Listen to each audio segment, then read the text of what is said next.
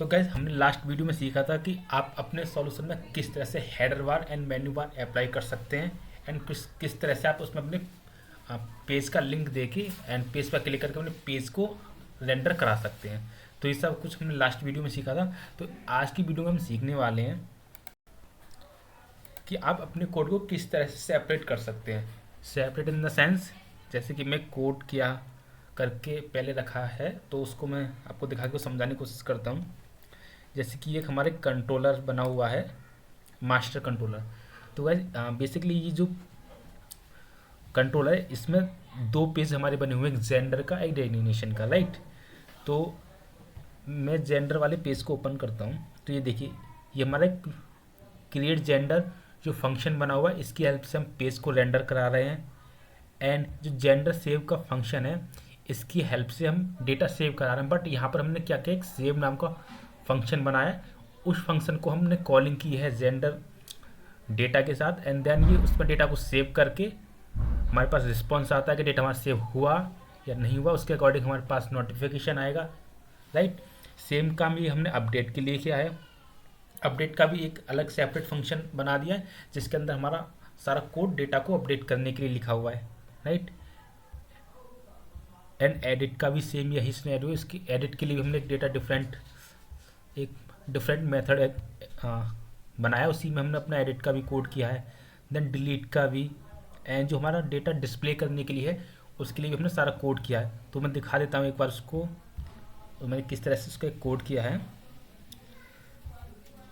Okay, तो ये एक हमने क्लास बनाई है जहाँ पर सारा कोड हमने किया फिक्स करके रख दिया। अगर आपको कभी भी जेंडर पेज में कुछ भी चेंजेस करने हो तो आपको कंप्लीट कंट्रोलर में कभी भी चेक करने की जरूरत नहीं पड़ेगी। आपको सिर्फ अपने इस क्लास के अंदर आके चेंजेस अप्लाई कर लेने हैं। तो आज की वीडियो में यही सीखने वाले हैं आप किस तरह से अपने कोड को सेपरेट कर सकते हैं, किस तरह से हम फाइल ऐड करनी है, हमारा क्या इसमें प्रोसेस होने वाला है, क्या सिनेरियो होगा एंड क्या स्ट्रक्चर होगा। तो सब हम आज की वीडियो में सीखने वाले हैं। तो वीडियो को स्टार्ट करने से पहले अभी तक अगर आपने हमारी MVC कोर 8.0 की सीरीज़ को फॉलो नहीं किया है तो आप उसको फॉलो कर सकते हैं, जिससे कि आपको कोड सीखने में कोई भी प्रॉब्लम नहीं होने वाली एंड साथ के साथ आप प्रोजेक्ट बनाना भी सीख सकते हैं, राइट। तो चलते हैं अपने सॉल्यूशन की तरफ जो कि हमारा यूट्यूब वाला है। तो ये एक हमारा सॉल्यूशन है जो हम यूट्यूब पर कंटिन्यू कर रहे हैं, जिसका नाम है HRMS, राइट। तो यहाँ देखिए, यहाँ पर अभी हमारा क्या कोड लिखा हुआ है, यहाँ कंट्रोलर में ही हमारा सारा कोड लिखा हुआ है।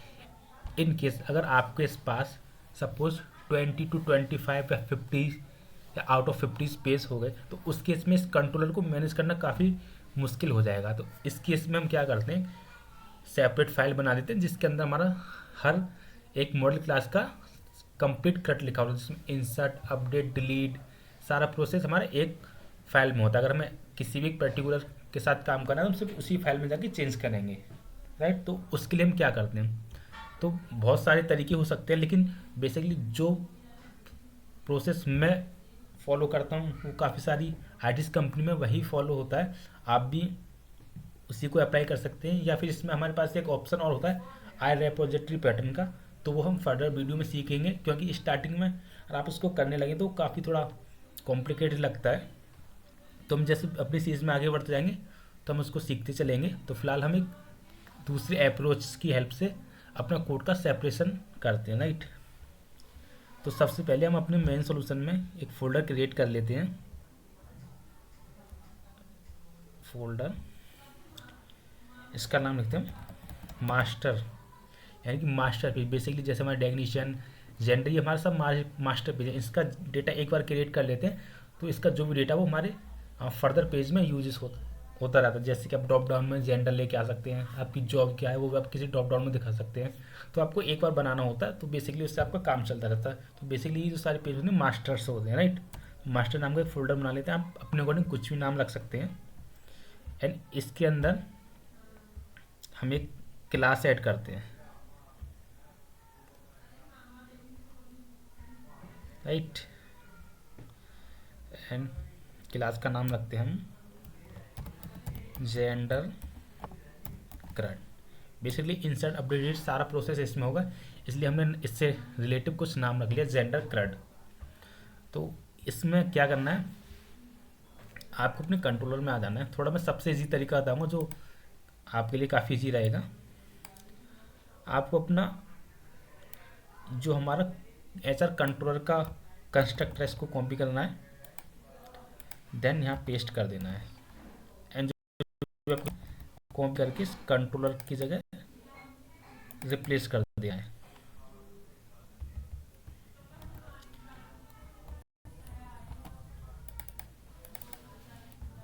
ओके, ये हमारा फर्स्ट स्टेप हुआ। एंड सेकंड जो हमारा ये प्राइवेट रीड ओनली जो डीवी कंटेक्स्ट क्लास का ऑब्जेक्ट बना हुआ है जिसमें हमारा ऑब्जेक्ट डिफाइन होगा, राइट, इसको भी हम यहाँ पर पेस्ट कर देते हैं। Simple,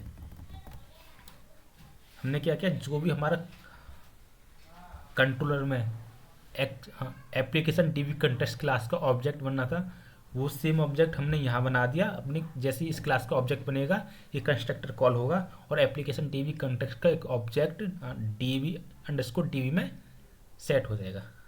clear? As an next process क्या है, अब हम यहाँ करते हैं अपना सारा काम।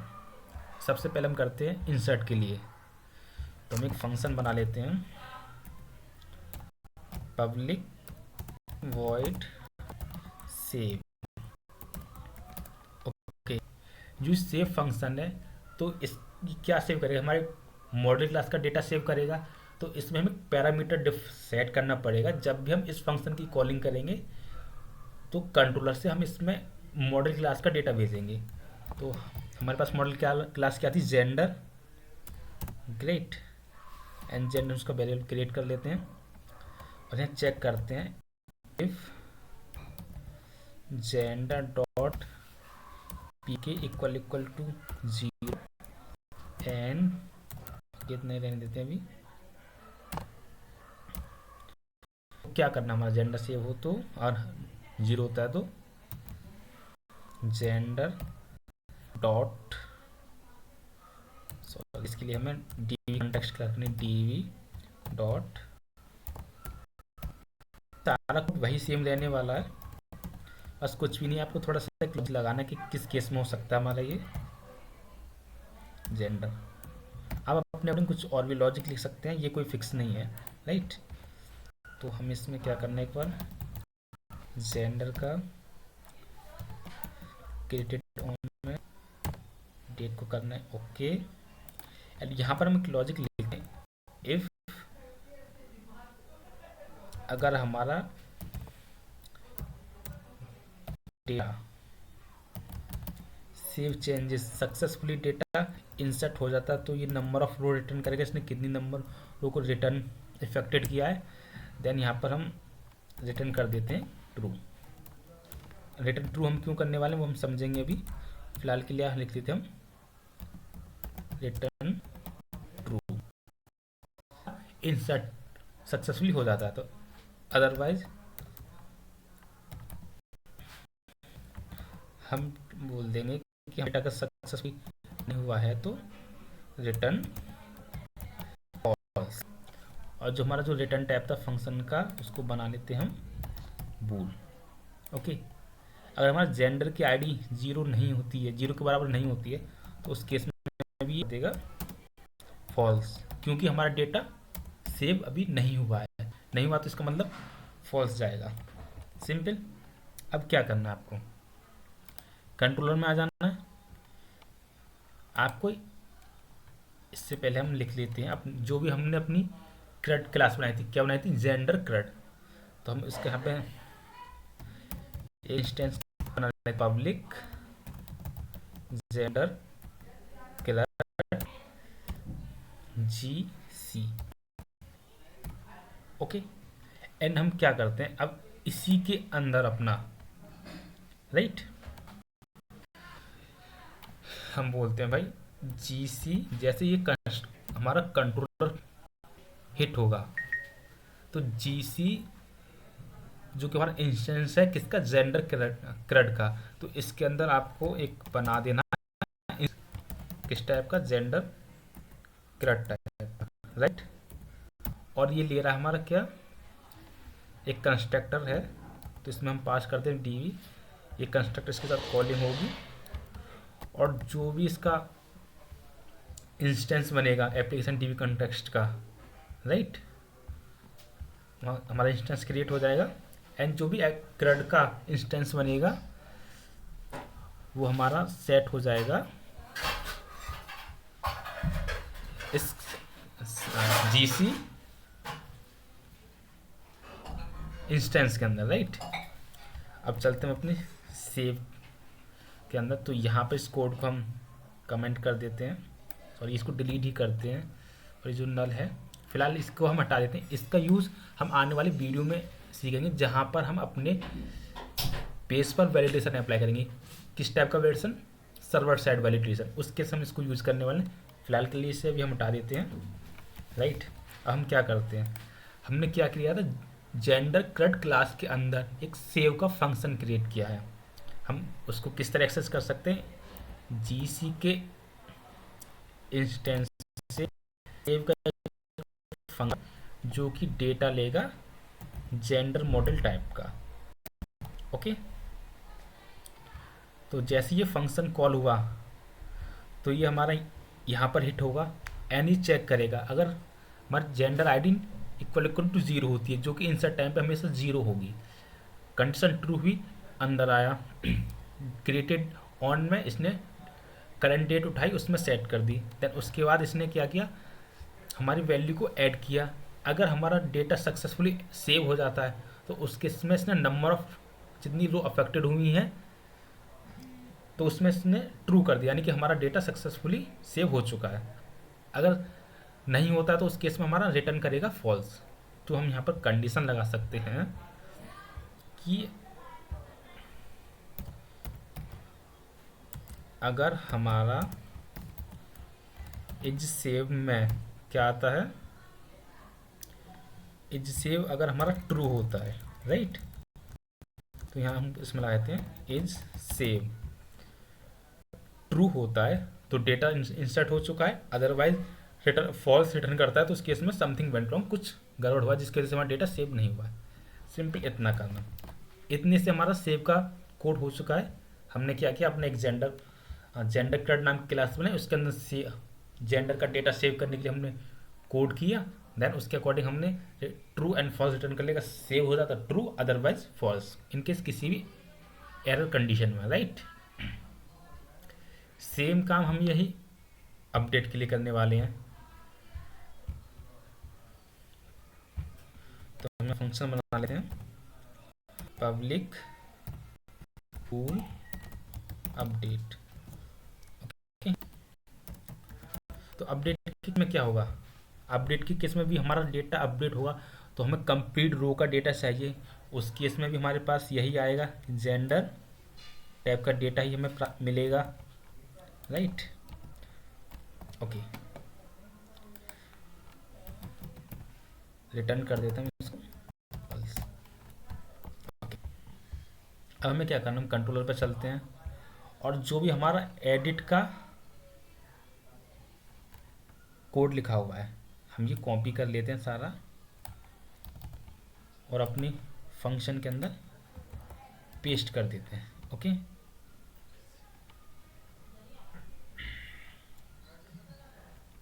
तो अभी क्या दे रहा है, हम बोलते हैं कि जेंडर, इसको हम GNE कर देते हैं, सिंपल, ज़्यादा जगह चेंज नहीं करना पड़ेगा, ओके।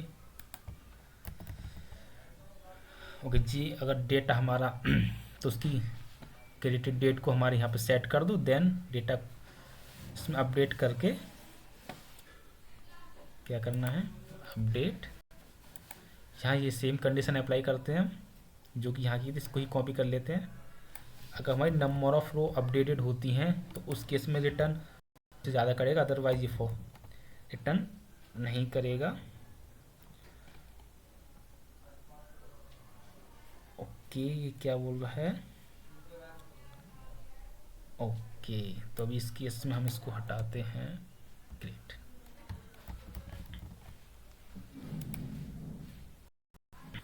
राइट, तो हम यहाँ पर भी एक कंडीशन लगा सकते हैं या इसी के साथ भी हमारे चल सकता है, लेकिन फिर कंडीशन अप्लाई कर, if gen P K gen की gender ID not equal to 0 के बराबर होती है तो ये हमारा अपडेट का केस चलेगा, अदरवाइज रिटर्न कर देगा हमारा, रिटर्न कर देगा किस केस में, ओके। तो अब हम इस अपडेट फंक्शन को अपने कंट्रोलर से कॉल करते हैं। कंट्रोलर में जाने के बाद इस कोड को हम डिलीट कर देते हैं और एक कहते हैं इस update equal to GC dot के साथ सेंड के साथ, राइट। तो ये क्या करेगा, हमारा अपडेट फंक्शन कॉल होगा, देन इसके अंदर ये सारा डेटा को अपडेट करने का कोड लिखा हुआ है। अगर हमारा डेटा अपडेट हो जाता है तो उस केस में ट्रू, अदरवाइज फॉल्स। कुछ भी अगर एरर मिलती है तो उसी के अकॉर्डिंग ये हमारा मैसेज करेगा। कंडीशन अगर हमारी ट्रू होती है तो data updated, otherwise something went wrong का एक मैसेज इसी प्रिंट कर देगा। तो इतना सिंपल हो गया। हमने क्या किया, जो भी हमारा मेन कोड था वो हमने अपने एक अलग क्लास में रख दिया और कंट्रोलर में सिर्फ हमने एक सिंपल सा कोड रखा। इन डेटा सेव होता है तो मैसेज दिखेगा, और नहीं होता तो उस केस में क्या मैसेज शो होने वाला है वो सिंपल सा हमारे इसमें कोड रहेगा, राइट। तो कंप्लीट हो गया सेव का और अपडेट का, ओके। अब चलते हैं हम डेटा को गेट करने के लिए। तो ये सिंपल है, आपको यही फंक्शन को कॉल कर लेना है, सॉरी कॉपी कर लेना है, देन अपनी क्लास के अंदर आके कर दे, सिंपल, राइट। अब आपको अपने जाना कंट्रोलर में, एंड इस फंक्शन को आप यहाँ से रिमूव कर दीजिए। अब यहाँ पर इसका कोई यूज़ नहीं, क्योंकि हमने इसको डिफाइन कर दिया अपने जेंडर क्रेड क्लास के अंदर। इस केस में एरर देगा, तो यहाँ पर क्या करना है आपको, इस क्लास के इंस्टेंस की हेल्प से इसको कॉल कर लेना है, राइट। सेम यहाँ पर भी आपको जहाँ जहाँ इसकी कॉलिंग है वहाँ पर इसके इंस्टेंसेस की सिर्फ कॉलिंग कर देनी है। उस केस में परफेक्ट हमारा वर्किंग रहेगा, राइट। तो हमारा डेटा को गेट करने का और डिस्प्ले करने का भी फंक्शन डन हो चुका है। अब करते हैं एडिट का। तो एडिट के केस में हम यहाँ बनाते हैं फंक्शन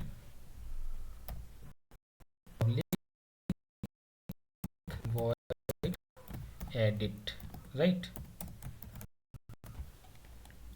अब एडिट फंक्शन के अंदर हमने क्या किया था कि ये एक आईडी लेगा, ओके। देन आईडी के अकॉर्डिंग तो ये आईडी लेगा।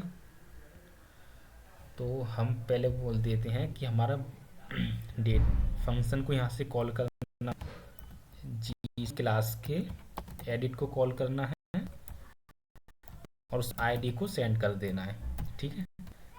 ये आईडी सेंड हुई, तो यहाँ पर हम बना देते हैं आईडी एज अ पैरामीटर में डिफाइन करते हैं int ID, great, okay. Then आपको ये कोड कॉपी करके अपनी जेंडर क्लास के अंदर आ जाना है और यहाँ पर इसको पेस्ट कर देना है। बस सिंपल सा लॉजिक ये है। यहाँ पर अगर आपका डेटा फाइंड हो जाता है, यानी आपका फाइंड करके जेंडर मॉडल के ऑब्जेक्ट यानी इंस्टेंस में आ जाता है, तो इस केस में आपको रिटर्न कर देना है अपने इस जेंडर के ऑब्जेक्ट को। तो यहाँ पर हम इसको यहाँ रिटर्न कर देते हैं, ओके। सेम काम यहाँ पर करते हैं हम, ओके। थोड़ा यहाँ नल पास कर देते हैं, नल नहीं या फिर हम यही पास कर सकते हैं, कोई प्रॉब्लम नहीं है इसमें, ओके। तो ये अभी एरर देगा क्योंकि हम इसमें डेटा किस तरह का रिटर्न कर रहे हैं, जेंडर टाइप का डेटा रिटर्न कर रहे हैं। तो इसके लिए हमें इसका रिटर्न टाइप क्या बनाना पड़ेगा, जेंडर। बस आपको यहाँ पर थोड़ा सा फंक्शन का डेटा टाइप और उसका रिटर्न का ही थोड़ा सा यहाँ लॉजिक है, अदरवाइज यहाँ कुछ भी लॉजिक नहीं है। बस आपको याद रखना, अगर हम किस तरह का डेटा रिटर्न कर रहे हैं तो उस केस में हमें किस तरह का मतलब रिटर्न टाइप बनाना है और क्या डेटा रिटर्न करना है। बस इतना सा कंसेप्ट अगर आपको ये क्लियर है तो आप इसको काफ़ी इजीली कर सकते हैं।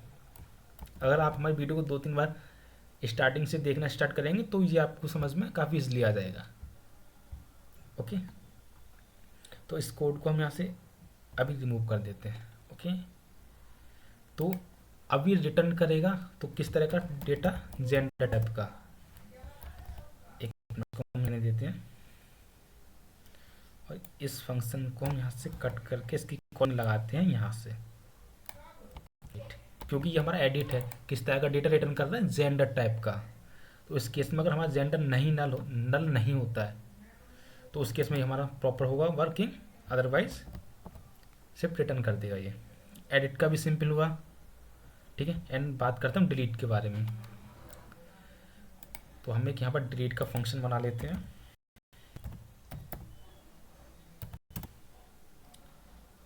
Public void delete. Okay, delete में क्या करना है आपको, सेम सिनेरियो चलने वाला है। आपको एक आईडी मिलेगी, राइट। तो यहाँ बोलते हैं कि इंट आईडी, एंड उस आईडी की बेस पर अपना डेटा फाइंड किया, क्या उसकी रिगार्डिंग हमारे पास डेटा है या नहीं। डेटा मिल जाता है, यानी कि जेन नॉट इक्वल टू नल होता है। उस केस में क्या करना है, रिमूव कर देना है, जो हम डिलीट कर रहे हैं डेटा इस केस में। तो हम ये लाइन कॉपी कर लेते हैं, ठीक है। और अगर हमारा data db dot save changes, यानी डेटा हमारा रिमूव हो जाता है, तो बोल दो रिटर्न कर दो ट्रू। अगर किसी रिमूव नहीं होता तो उस केस में रिटर्न कर दो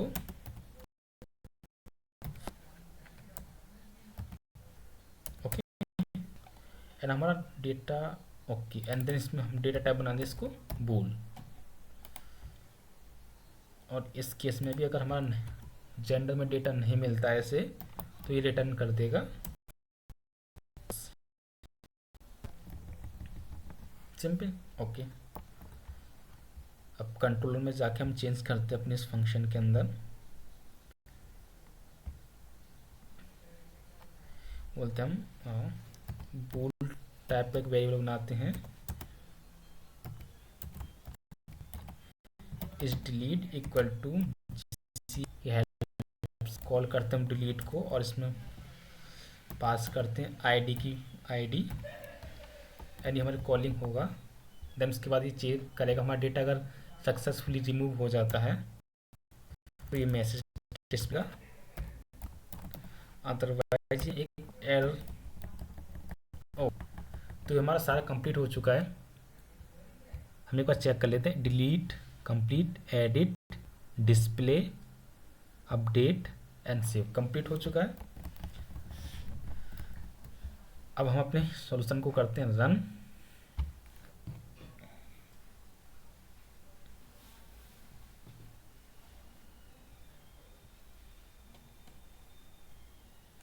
ओके, तो हमारा पेज सक्सेसफुली रन हो चुका है। तो हम जेंडर के पेज पर ही काम कर रहे थे, तो हमारा सक्सेसफुली रेंडर हो रहा है, यानी कि हमारा गेट डिटेल्स वाला फंक्शन था वो बिल्कुल परफेक्टली वर्किंग है, क्योंकि हमारे पास सारा डेटा अवेलेबल है।